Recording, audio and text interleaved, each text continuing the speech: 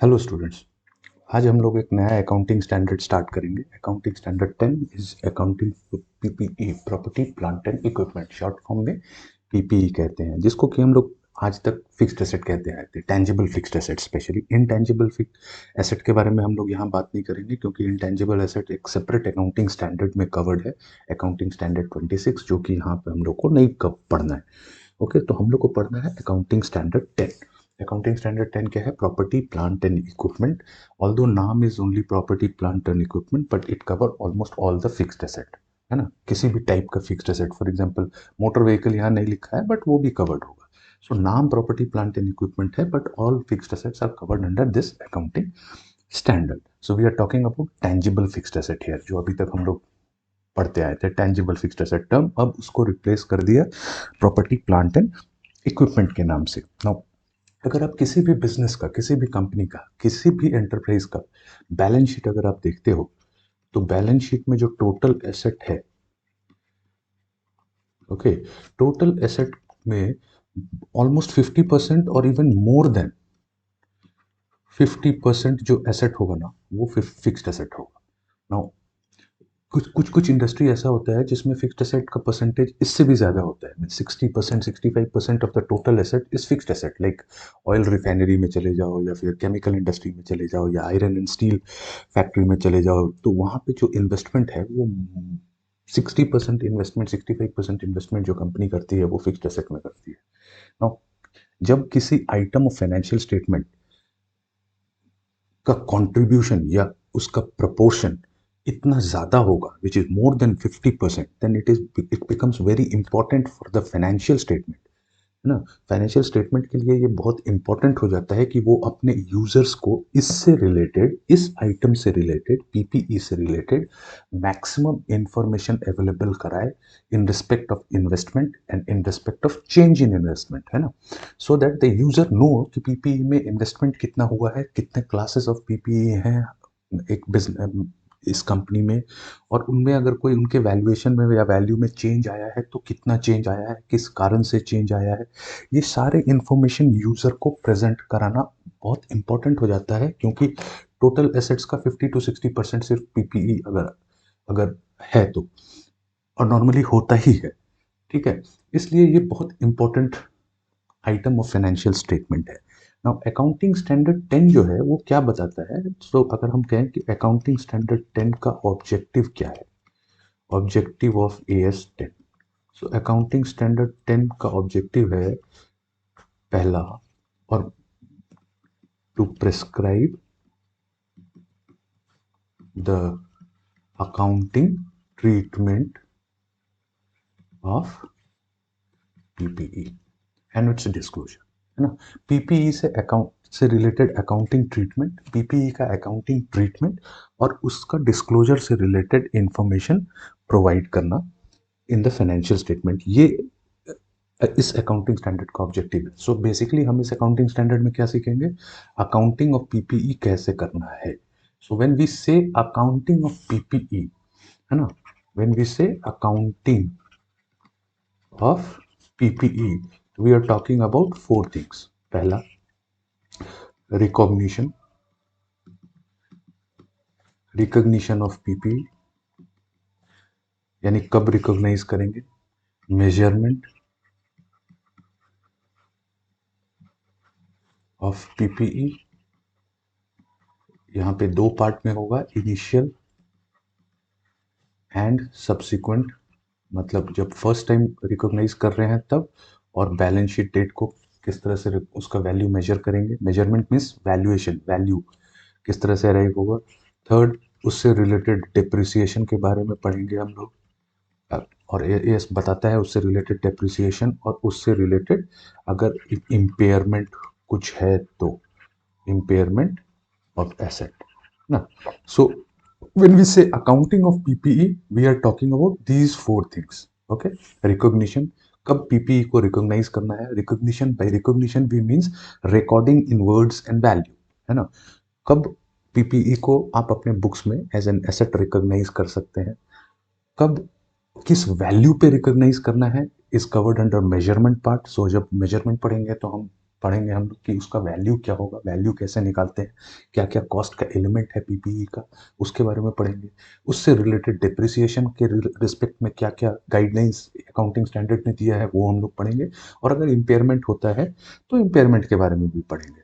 Impairment is a reduction in the value from the carrying value. So इसके बारे में भी डिटेल में हम लोग पढ़ेंगे। तो फर्स्ट ऑफ ऑल बिफोर कि हम लोग आगे जाएं उससे पहले हम लोग पढ़ते हैं, सबसे पहले पढ़ते हैं कि पीपीई है क्या। So what is PPE. PPE का डेफिनेशन क्या है ना। सो पीपीई बेसिकली क्या है, PPE is tangible item.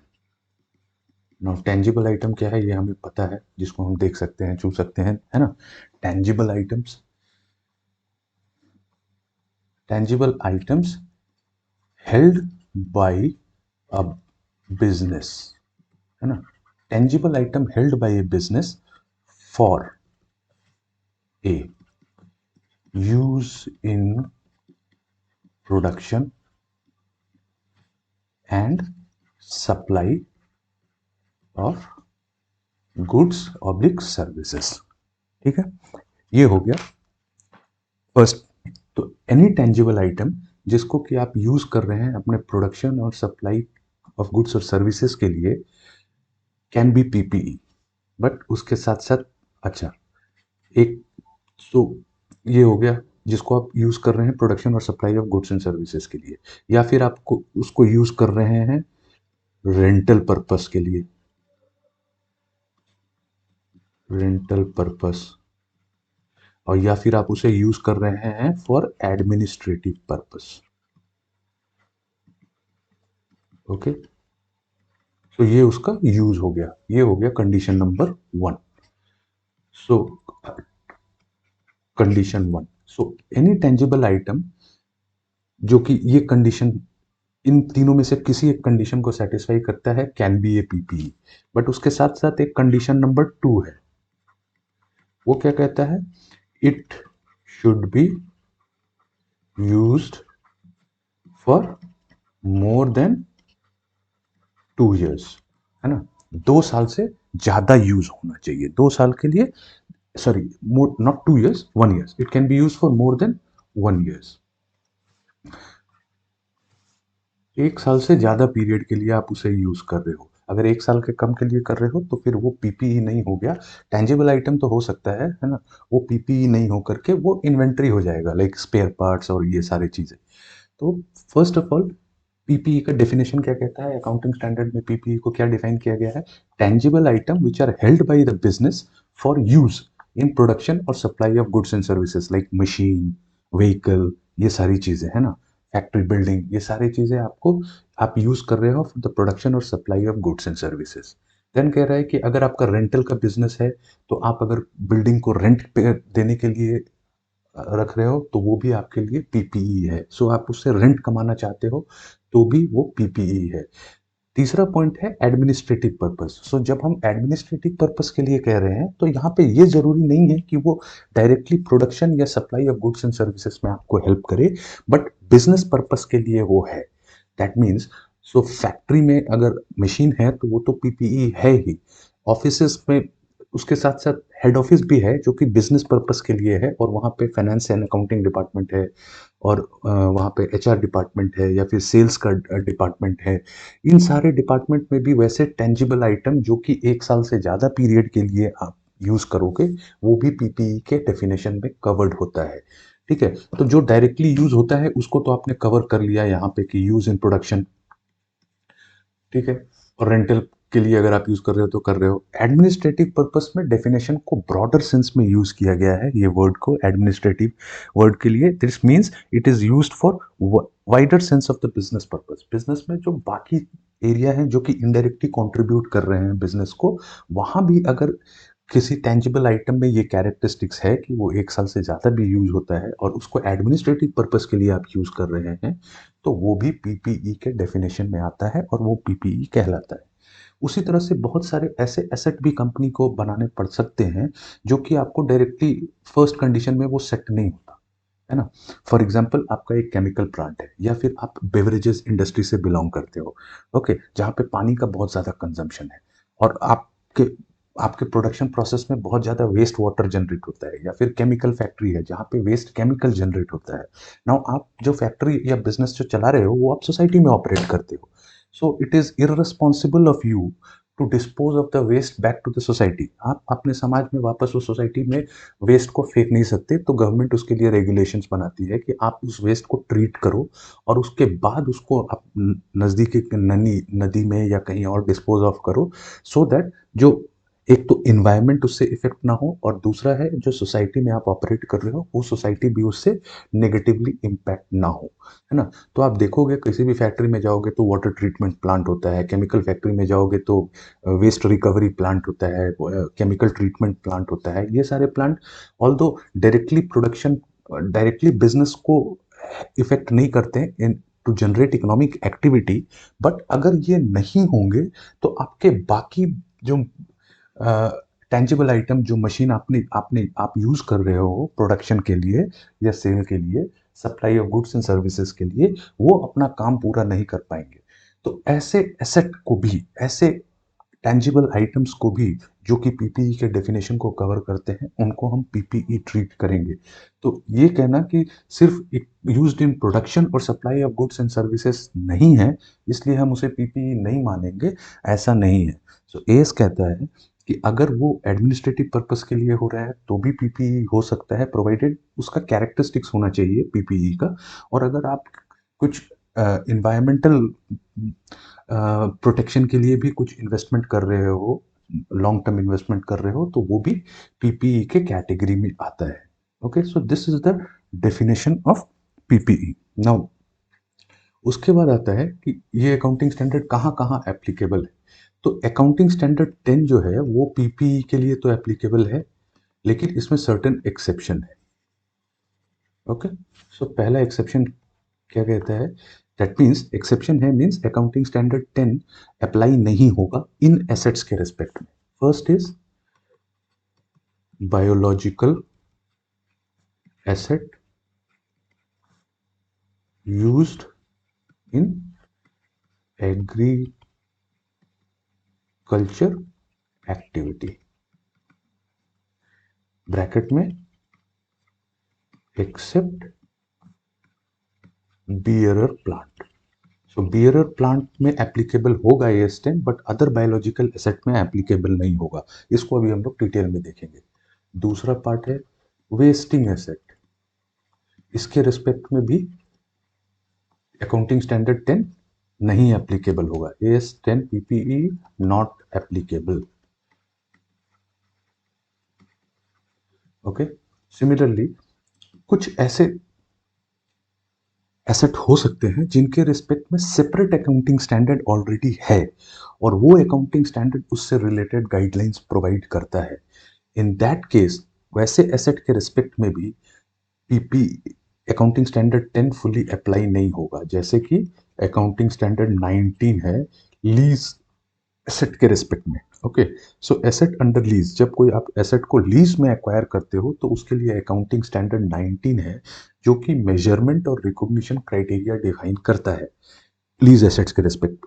So AS10 का रिकॉग्निशन और मेजरमेंट क्राइटेरिया लीज एसेट्स के लिए एप्लीकेबल नहीं होगा, हालांकि डेप्रिसिएशन से रिलेटेड क्राइटेरिया स्टिल AS10 का ही एप्लीकेबल होगा यहाँ पे। सो ऑल्दो सारा कंडीशंस अप्लाई नहीं होगा, but still in some part AS10 उससे रिलेटेड रहेगा। सिमिलरली इन्वेस्टमेंट प्रॉपर्टीज मींस ऐसे इन्वेस्टमेंट इन बिल्डिंग्स जो कि आपने रेंटल पर्पस के लिए लिया था, वो भी अकाउंटिंग स्टैंडर्ड 13 में, जो कि अकाउंटिंग स्टैंडर्ड 13 में डिफाइन किया गया था इन्वेस्टमेंट प्रॉपर्टी, बट उसके ऊपर अकाउंटिंग स्टैंडर्ड 10 ही लगेगा मेजरमेंट के लिए। ओके, सो ये बेसिकली एक्सेप्शन है। So the most important part is biological asset and wasting asset.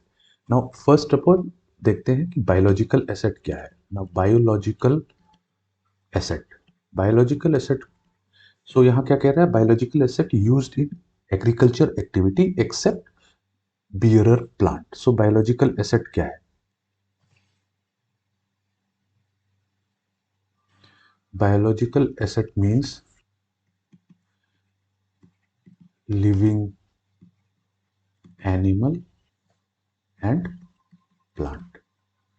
Okay, so living animal और प्लांट पे अकाउंटिंग स्टैंडर्ड 10 नहीं लगेगा, लेकिन प्लांट के अंदर भी जो बायो बियरर प्लांट है, ओके, उसके ऊपर अकाउंटिंग स्टैंडर्ड लगेगा और अदर प्लांट जो है उसके ऊपर नहीं लगेगा।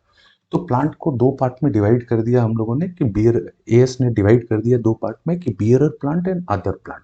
नाउ अब आता है कि ओके, अदर प्लांट के रेस्पेक्ट में तो वेरी क्लियर कि अगर वो कोई प्लांट बियरर प्लांट नहीं है तो उसके ऊपर अकाउंटिंग स्टैंडर्ड 10 नहीं लगता और लिविंग एनिमल्स के ऊपर भी नहीं लगता।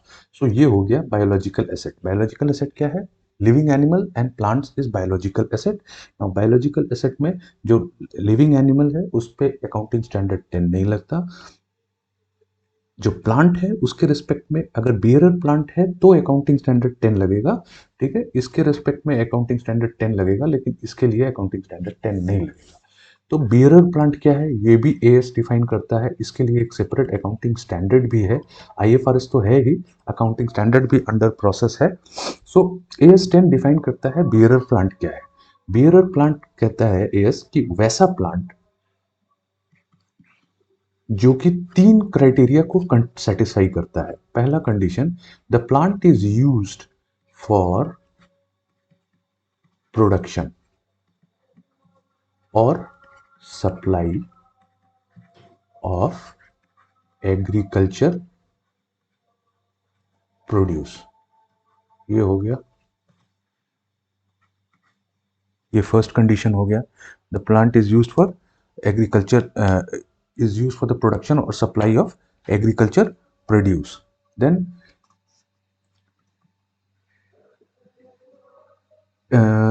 देन हो गया, it is expected to give AP यानी agriculture produce for more than 1 year. एक साल से ज्यादा तक वो प्रोड्यूस देगा, okay.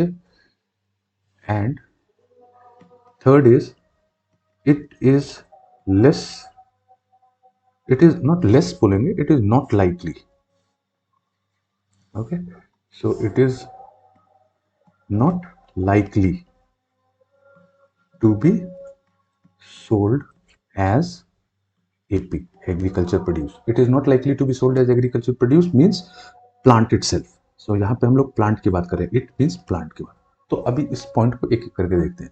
So what is a bearer plant? A bearer plant is a plant which is used for production or supply of agriculture produce. Okay, it is expected to give agriculture produce for more than 1 year, and it is not likely to be sold as agriculture produce. So what is agriculture produce? First of all question arise होता है कि agriculture produce है क्या? Now agriculture produce is basically harvested product of a biological asset. Now plant is a biological asset, इसमें तो bearer plant is also a biological asset. Similarly, like animal or other plant, biological plant is also a harvested product. Sorry, a biological asset. Now, what is agriculture produce? Agriculture produce is the harvested product of a biological asset. Means जो उस asset से हम harvest करके निकाल रहे हैं वो agriculture produce है। काउ से क्या harvest करेंगे? Milk, वो produce है। सिमिलरली अगर एप्पल ट्री है तो उससे क्या हार्वेस्ट करेंगे? एप्पल। मैंगो ट्री से क्या हार्वेस्ट करेंगे? मैंगो। ऑरेंज के ट्री से क्या हार्वेस्ट करोगे? Orange. So basically agriculture produce क्या हो गया? वो प्रोड्यूस जो हम प्लांट से और उस बायोलॉजिकल एसेट से हार्वेस्ट करेंगे इज एग्रीकल्चर प्रोड्यूस। सो अगर हम कॉमन पार्लेंस में बोले तो एग्रीकल्चर प्रोड्यूस इसमें स्टॉक, ठीक है। अगर मेरा बिजनेस एग्रीकल्चर बिजनेस है तो उसमें वो प्रोड्यूस मेरे लिए स्टॉक है ना। अगर मेरा आम का बगीचा है, बहुत एकड़ एकड़ में आम का बगीचा है और मैं मैंगो एक्सपोर्ट करता हूँ तो मेरे लिए मैंगो स्टॉक है। सो बट मैंगो ट्री क्या है? मैंगो ट्री मेरे लिए बियरर प्लांट है, okay. Bearer plant means bear करता है जो फ्रूट है ना। Fruit bearing plant are called bearer plant. जो कि किसी तरह का भी फ्रूट, नॉट ओनली फल बट किसी तरह का भी फ्रूट अगर कोई प्लांट बियर कर रहा है is called bearer plant.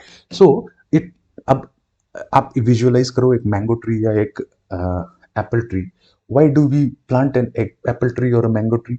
To use it for the production or supply of apple or mango, यानी एग्रीकल्चर प्रोड्यूस हो गया. सो आप क्या कर रहे हो एप्पल ट्री से? एप्पल प्लग करके एप्पल बेचते हो. तो एप्पल ट्री आपके लिए बियरर प्लांट है, दैट मीन्स वो फिक्स्ड एसेट है, दैट मीन्स उस पर अकाउंटिंग स्टैंडर्ड 10 लगेगा. और जो प्रोड्यूस निकल रहा है उससे मीन्स एप्पल या मैंगो या चेरी या जिस चीज का भी आप बिजनेस कर रहे हो वो आपके लिए स्टॉक है और उसके ऊपर अकाउंटिंग स्टैंडर्ड 2 लगेगा. Okay. It is expected to give agriculture produce for more than 1 year. अब अगर आप एप्पल ट्री या मैंगो ट्री की बात करें तो ये जो एप्पल ट्री या मैंगो ट्री है वो सिर्फ 1 साल नहीं देता मैंगो.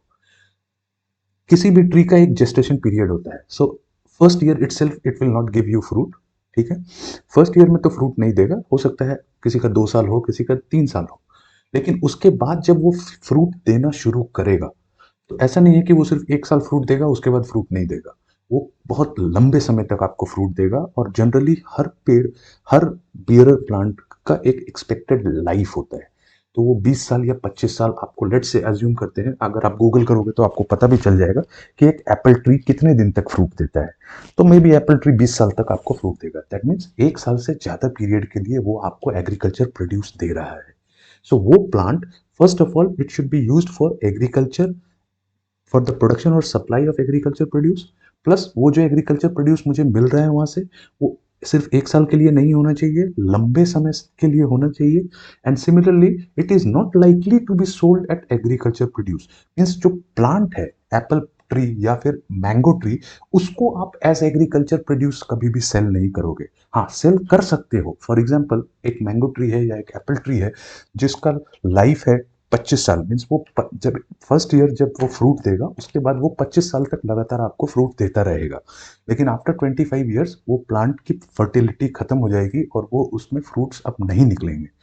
बट क्योंकि आपका बिजनेस है, आपका मैंगो का बगीचा है और आप मैंगो एक्सपोर्ट करते हो तो आप क्या करोगे? उस ट्री को आप कट करोगे, आप उसे एज स्क्रैप या जो भी मिला बेच दिया, क्योंकि आपका पर्पस उससे रेवेन्यू कमाना नहीं है. और फिर वहां नई ट्री लगाओगे और सो दैट आपको आगे फिर से जनरेट हो मैंगो. तो यहाँ पे क्या होगा कि वो जो एप्पल ट्री है या मैंगो ट्री है उसे आप एज ए स्टॉक सेल नहीं करोगे, उससे आप रेवेन्यू कमाने के पर्पज से उसको आप नहीं लगा रहे हो. आप क्यों लगा रहे हो? उससे production and supply of agriculture produce के लिए कर रहे हो. सो ऐसे प्लांट जो ये तीनों कंडीशन को सेटिस्फाई करते हैं उनको हम क्या कहते हैं? Bearer plant. और अगर कोई प्लांट बियरर प्लांट है तो उसके ऊपर अकाउंटिंग स्टैंडर्ड 10 लगेगा. नाउ कुछ ऐसे प्लांट हैं जो बियरर प्लांट नहीं भी हैं लेकिन वो प्लांट है, उनको वो अदर एसेट्स में आएंगे और उनके ऊपर कोई अकाउंटिंग स्टैंडर्ड 10 नहीं लगेगा. जो सेपरेट अकाउंटिंग स्टैंडर्ड आएगा वो लगेगा. कैसे प्लांट हो सकते हैं ना? फॉर एग्जांपल आप एग्जांपल लो, सागवान का पेड़ क्यों लगाते हैं हम? क्योंकि हमें उस पेड़ को ही काट के बेचना है. ओके. एक तो सागवान के पेड़ पे कोई फल नहीं होता. दूसरा, ये जो थर्ड कंडीशन है कि it is not likely to be sold as an agriculture produce, उस पेड़ के लिए अप्लाई नहीं होता. क्यों? क्योंकि उसे आप एग्रीकल्चर प्रोड्यूस की तरह ही सेल करोगे, है ना. आप सागवान का पेड़ क्यों लगा रहे हो? सो दैट आप कट करके उसके ट्रंचेस को और उसके ब्रांचेस को बेच सको, सो दैट उससे वुडन फर्नीचर बनते हैं. ठीक है. तो वहां पे वो पेड़ इटसेल्फ ही लगाया गया है कटने के लिए और काट के उसको बेचने के लिए. और उससे कोई उस पे फल भी नहीं होता है. तो उससे एग्रीकल्चर प्रोड्यूस का तो बात ही नहीं है. Plant itself is an agriculture produce. तो ऐसे प्लांट को हम बियरर प्लांट नहीं कहेंगे. सिमिलरली जो क्रॉप है, सर्टेन क्रॉप लाइक मक्के का क्रॉप है या फिर व्हीट क्रॉप है या फिर मेज है, इनका अगर आप क्रॉप देखोगे तो ये भी प्लांट जैसा निकलता है और उसके अंदर सीड्स होते हैं जिससे कि आप बाद में व्हीट एक्सट्रैक्ट करते हो या फिर मक्के तोड़ते हो. बट क्या वो बियरर प्लांट है? नहीं है. क्यों नहीं है? क्योंकि वो प्लांट, सेम प्लांट आपको ईयर ऑन ईयर नहीं देगा. आप पूरे प्लांट को कट करके उससे आप व्हीट को एक्सट्रैक्ट करोगे. तो वैसे प्लांट को भी बियरर प्लांट नहीं कहते, वो अदर प्लांट है और उसके ऊपर अकाउंटिंग स्टैंडर्ड 10 एप्लीकेबल नहीं होता. ठीक है. So this is the concept of bearer plant. Bearer plant पे अकाउंटिंग स्टैंडर्ड 10 एप्लीकेबल होता है और अदर बायोलॉजिकल एसिड पे अकाउंटिंग स्टैंडर्ड 10 एप्लीकेबल नहीं होता. सिमिलरली एस 10 क्या कहता है कि वेस्टिंग एसेट के ऊपर भी अकाउंटिंग स्टैंडर्ड 10 नहीं होता. वेस्टिंग एसेट क्या हो गया? लाइक माइंस, कोई भी माइंस हो गया जहां से आप सिर्फ एक्सट्रैक्शन कर रहे हो. नॉन जनरेटर, नॉन जनरेटिव, वहां से उसके अंदर अपने आप सेल्फ वो कुछ भी पैदा नहीं करता, उसके अंदर ऑलरेडी है, लाइक ऑयल एक्सप्लोरेशन और माइंस, इन टाइप के एसेट के ऊपर भी अकाउंटिंग स्टैंडर्ड 10 नहीं लगता। इनके ऊपर एक सेपरेट आईएफआरएस है, may be in future accounting standard भी हो सकता है। तो अकाउंटिंग स्टैंडर्ड 10 पीपीई जो है वेस्टिंग एसेट के ऊपर भी एप्लीकेबल नहीं होता। Wasting asset means like mines और इस तरह के राइट्स जो हैं उनके ऊपर भी एप्लीकेबल नहीं होगा ये। तो ये था concept of PPE, definition PPE का और बेयरर प्लांट का कॉन्सेप्ट। अब आते हैं फर्स्ट कंडीशन पे। जो हमें अकाउंटिंग में फर्स्ट एस्पेक्ट जो हमने पढ़ना है वो है रिकॉग्निशन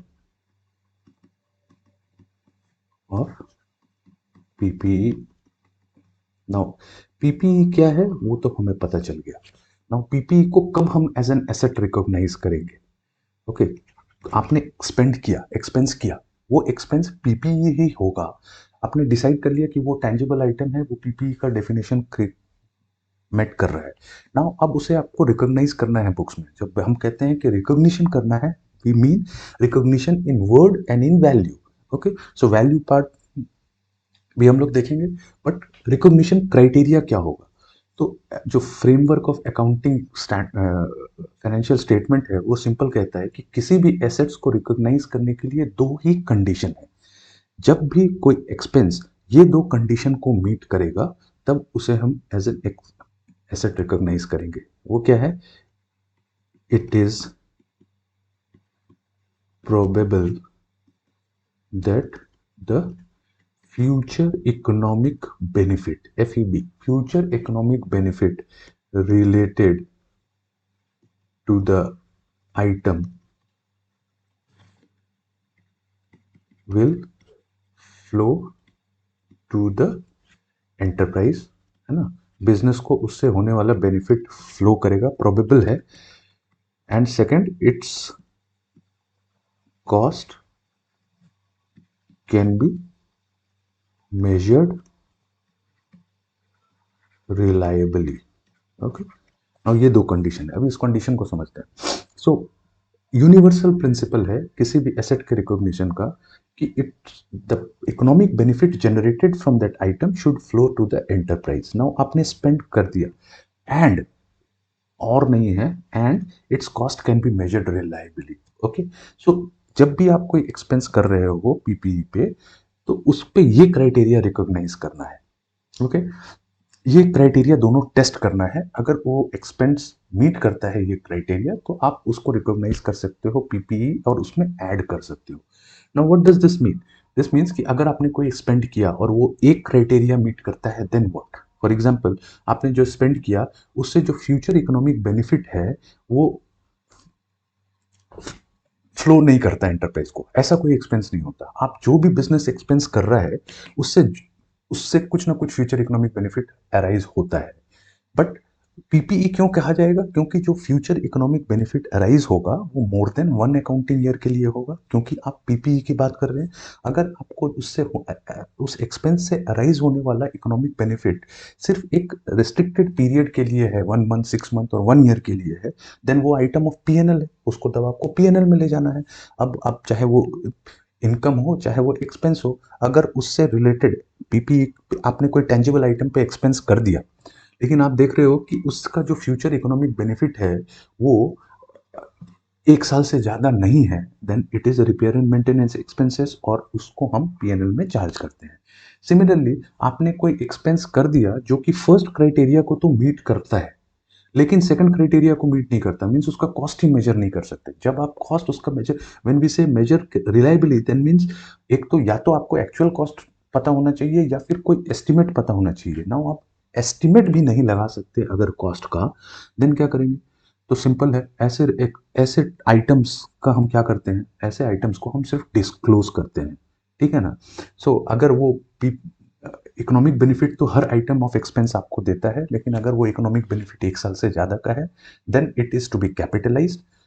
और ये जनरल प्रिंसिपल है related to any type of asset कि अगर उससे फ्यूचर इकोनॉमिक बेनिफिट एंटरप्राइज को फ्लो करता है तो उसको कैपिटलाइज करेंगे, उसको रिकॉग्नाइज करेंगे asset, and when we say future economic benefit that means more than 1 year.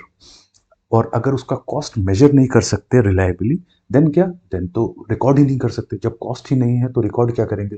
तो उस केस में हम क्या करते हैं, हम उसको by way of A disclosure, जो कंटिजेंट एसेट कंटिजेंट लाइबिलिटी में हम लोग पढ़ते थे, कि हम क्या करते हैं, उससे रिलेटेड डिस्क्लोजर कर सकते हैं। रिकॉर्ड करने का तो सवाल ही नहीं बनता है।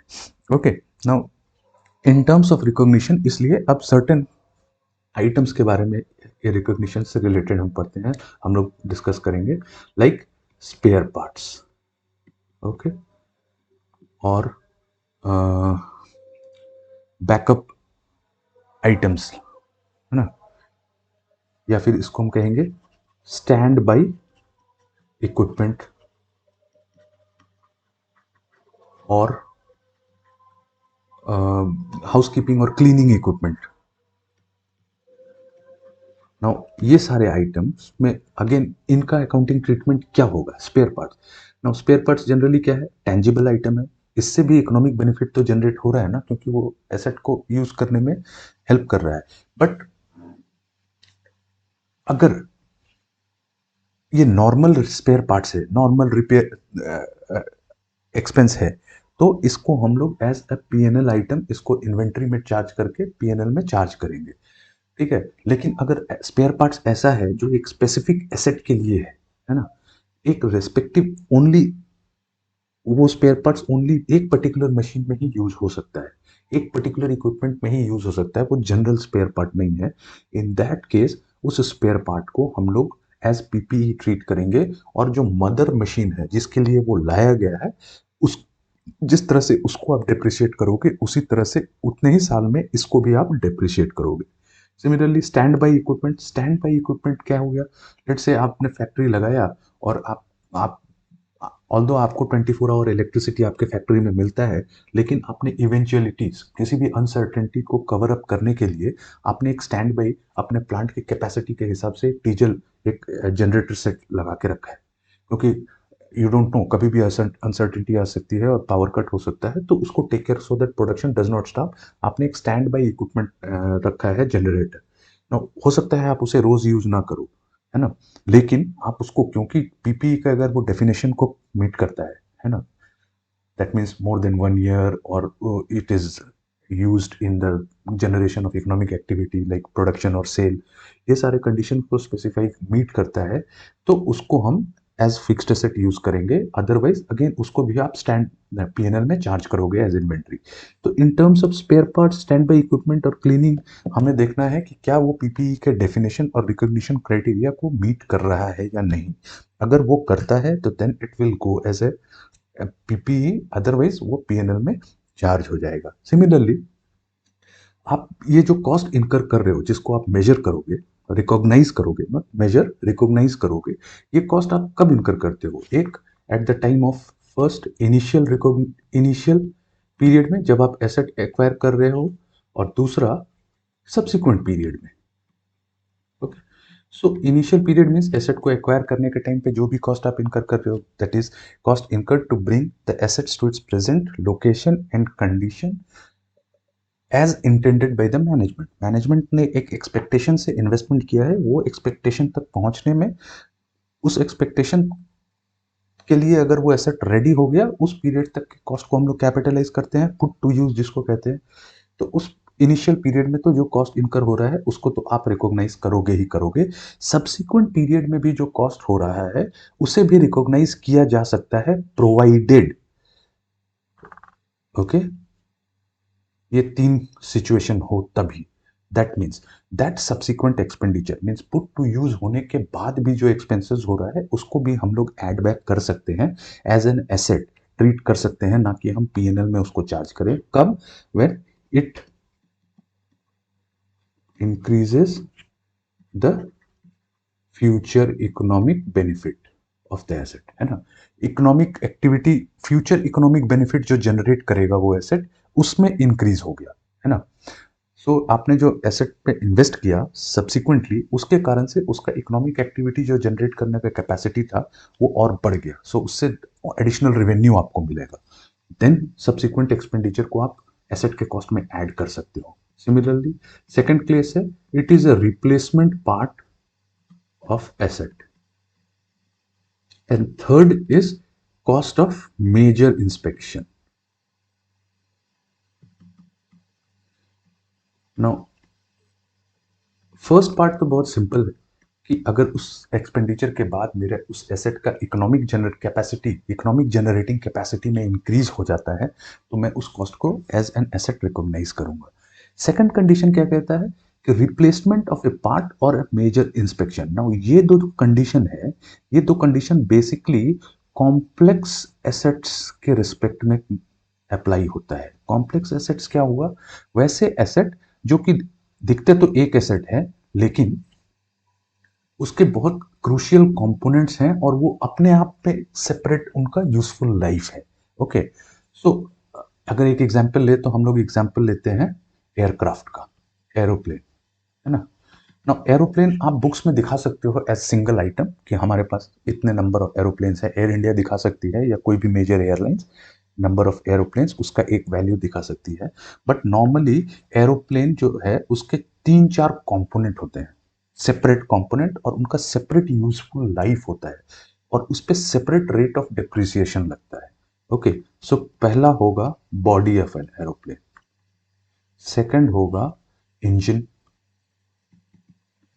थर्ड होगा इंटीरियर्स मींस सीट और अंदर का जो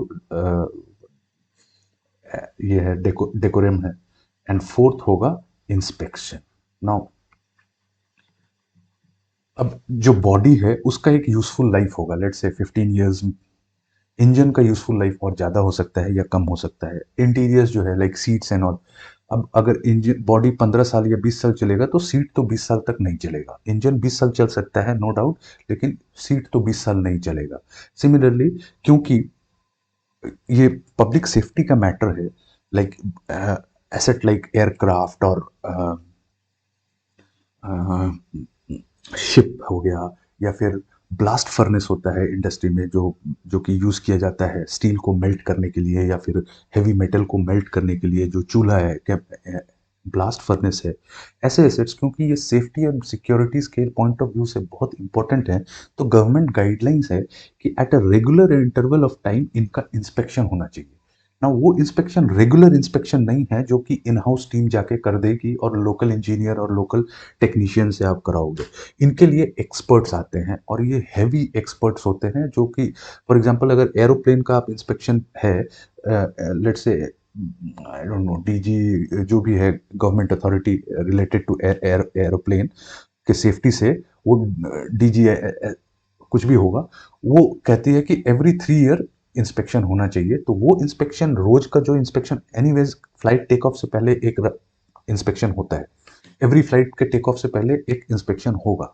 ये नॉर्मल इंस्पेक्शन है, बट जो गवर्नमेंट अथॉरिटी है वो कहती है कि एवरी 3 ईयर या एवरी 2 ईयर के बाद में, ऐसा कुछ रूल्स है, कितना पीरियड डिफाइन है, उसके बाद आपको एक थॉरो इंस्पेक्शन कराना है जो कि एक्सपर्ट लोग करते हैं, है ना। दैट मीन्स वो हाईली ट्रेंड एक्सपर्ट और प्रोफेशनल एक्सपर्ट हैं और वो एजेंसीज हैं वर्ल्ड लेवल पे जो कि ये काम करती हैं, हर कोई नहीं कर सकता। तो वैसे एक्सपर्ट्स को बुला के जब आप करोगे तो उसका ह्यूज कॉस्ट होता है। सिमिलरली आप सीट्स वगैरह जब चेंज करोगे तो उसका भी एक कॉस्ट है। लेट्स से आपने कहा कि एवरी 4 ईयर कंपनी की पॉलिसी है कि वो सीट चेंज करेगी। नाउ तो दैट मीन्स आप जो सीट का कॉस्ट है उसको आप 4 ईयर पे डिप्रिशिएट करोगे, है ना। इंजन को 20 ईयर्स पे करोगे, बॉडी को 25 ईयर्स पे करोगे, नो प्रॉब्लम, या 15 ईयर्स पे करोगे, बट जो इंटीरियर है उसके कॉस्ट को आप 4 ईयर पे रिप्लेस करोगे। सो एयरक्राफ्ट का जो बैलेंस शीट में आप कॉस्ट दिखाओगे वो तो सिंगल लाइन में आप दिखा सकते हैं, लेकिन ये ब्रेकअप आपके पास होना चाहिए कि ये बॉडी के लिए कितना, इंजन के लिए कितना, इंटीरियर्स के लिए कितना, इंस्पेक्शन का कॉस्ट कितना है उसमें। सो ये ब्रेकअप आपके पास होना चाहिए।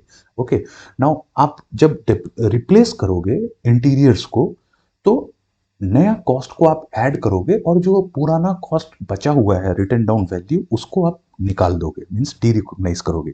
So let's say policy is that 4 year के बाद उसको रिप्लेस करना है। ओके, सो लेट्स से अगर 4 ईयर के बाद रिप्लेस कर रहे हो तो शायद उसका डब्ल्यूडीबी खत्म हो चुका होगा क्योंकि आप 4 साल में डिप्रिशिएट कर रहे हो, लेकिन किसी कारणवश अगर 3 साल 3.5 साल में कर रहे हो तो उसका कुछ डब्ल्यूडीबी बचा होगा। और अगर नहीं भी बचा है तो उस एसेट को डीरिकॉग्नाइज करना है। सो एसेट लिस्ट से उसको बाहर निकाल के नया एसेट ऐड करना है विथ न्यू कॉस्ट, और उसको आप अगेन फर्दर यूजफुल लाइफ के बेसिस पे आप उसको डेप्रिशिएट करोगे। सिमिलरली जब आप इंस्पेक्शन कर रहे हो तो आप एवरी 2 ईयर या 3 ईयर जब भी इंस्पेक्शन कराओगे तो उस कॉस्ट को आप डीरिकॉग्नाइज करोगे, उस लाइन आइटम को within the aircraft derecognise करके नया लाइन आइटम ऐड करोगे। ओके, सो ये हो गया कि रिप्लेसमेंट पार्ट और इंस्पेक्शन से रिलेटेड कॉस्ट को भी ऐड करेंगे, provided it is a major cost. Normal रोज का इंस्पेक्शन, रोज का है ना, ये सारे इंस्पेक्शन हो रहा है, इसको रिप्लेस करने की जरूरत नहीं है जो मेजर इंस्पेक्शन है। ओके, सिमिलरली ब्लास्ट फर्नेस है, उसमें मेजर इंस्पेक्शन का रिक्वायरमेंट होता है, या फिर उसमें रिप्लेसमेंट होता है। ब्लास्ट फर्नेस का एज बहुत लंबा होता है, 50 ईयर्स 60 ईयर्स तक फर्नेस चलेगा, लेकिन उसमें सर्टेन पार्ट्स होते हैं जो एवरी 5 ईयर या 10 ईयर्स पे चेंज करना पड़ता है। या फिर रोप वे जो होता है, जो कि माइनिंग वगैरह एरिया में ज़्यादातर यूज होता है फॉर ट्रांसपोर्टेशन ऑफ गुड्स, है ना। कोल माइंस में आपको रोपवे देखने को मिलेगा। सो थ्रू रोपवे वो सारा जाता है, तो उसका लाइफ तो लंबा हो सकता है रोपवे का। ओके, बट सर्टेन आइटम्स जो हैं, जो कैरियर होगा, जो टब होगा जिसमें कि आप सामान कोल को लोड करके ट्रांसपोर्ट कर रहे हो, वो टब का यूजफुल लाइफ डिफरेंट हो सकता है। सो ऐसे आइटम को कॉम्प्लेक्स आइटम कहते हैं, जिसमें कि although the asset is same but उसके अंदर इंडिविजुअल कंपोनेंट्स है। और AS10 कहता है कि आपको कंपोनेंट अकाउंटिंग करना है, मीन्स इंडिविजुअल कंपोनेंट का आपको ब्रेकअप रखना है। आप बैलेंस शीट में, face of the balance sheet में एयरक्राफ्ट दिखाओ, no problem, but the backup में आपके पास ब्रेकअप रेडी होना चाहिए। और अगर नहीं है तो आपको एक्सपर्ट का मदद लेके आपको वो ब्रेकअप बनवाना है। There is no excuse. Okay, so आप नहीं कह सकते कि हमारे पास ब्रेकअप नहीं है, इसके लिए एक्सपर्ट्स आते हैं। नॉर्मल अकाउंटेंट और इनके बस का नहीं है, ये स्पेसिफाइड लोग हैं जो ये काम करते हैं, और आपको कंपोनेंट अकाउंटिंग करना ही करना है, रिकॉग्नाइज करना है इस ब्रेकअप के साथ। ओके, नाउ ये पार्ट हो गया रिकॉग्निशन तक का। अब बचता है नेक्स्ट पार्ट पे हम लोग जाते हैं, which is measurement. Okay, so measurement, next class में हम लोग मेजरमेंट से रिलेटेड पार्ट को कवर करेंगे, जहां पे जो कॉस्ट है, okay, cost of a PP should is shown as an asset in the balance sheet, but वो कॉस्ट कंपोनेंट्स क्या है, कौन कौन से कॉस्ट उसमें आएंगे। सो इसको भी हम लोग दो पार्ट में पढ़ेंगे। Okay, first is initial and the second is subsequent, that means balance sheet date पे। सो आप वैल्यूएशन कैसे करोगे, सो ये भी एक लंबा डिस्कशन है। सो इससे रिलेटेड डिस्कशन हम लोग नेक्स्ट क्लास में करेंगे। Okay, thank you.